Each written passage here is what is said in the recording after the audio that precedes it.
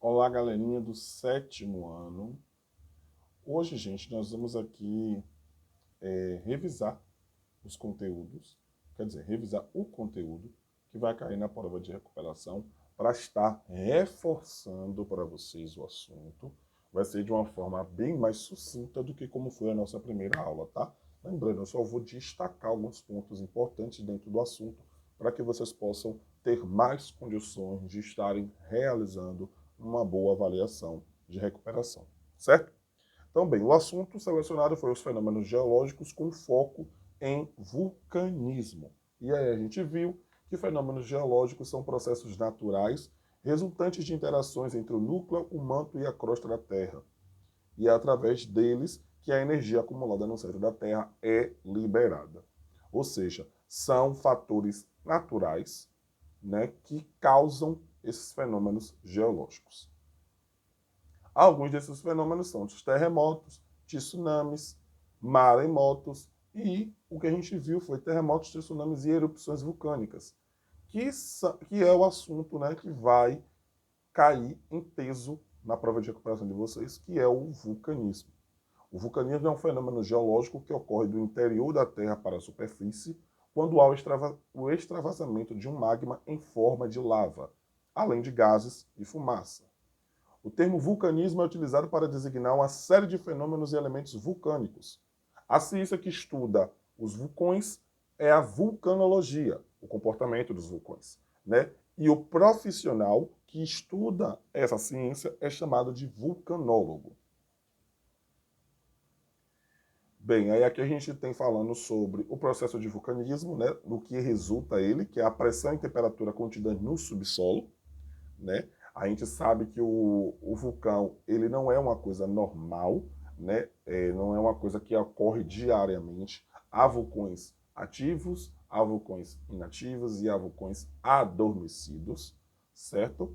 O que causa a erupção são os abalos sísmicos, são as placas tectônicas. Um terremoto pode sim vir a causar de ativar um vulcão, certo?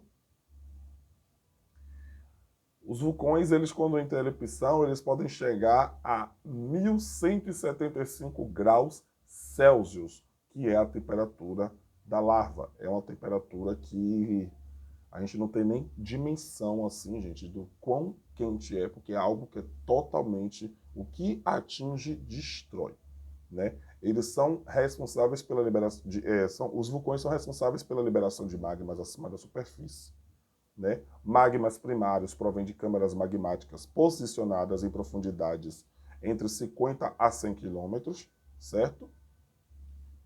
Vemos também que o vulcão é composto de 4 partes: a cratera, a chaminé, o cone e a câmara magmática, né? A câmara magmática, que é a parte bem interna, ele é o reservatório do vulcão, é onde a rocha derretida fica, o magma, os oriundos todos daquele vulcão estão naquela parte.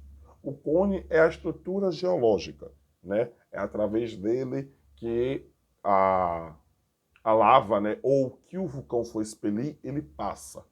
A chaminé é a passagem pelo qual o magma sobe da câmara magnética até a chaminé, né?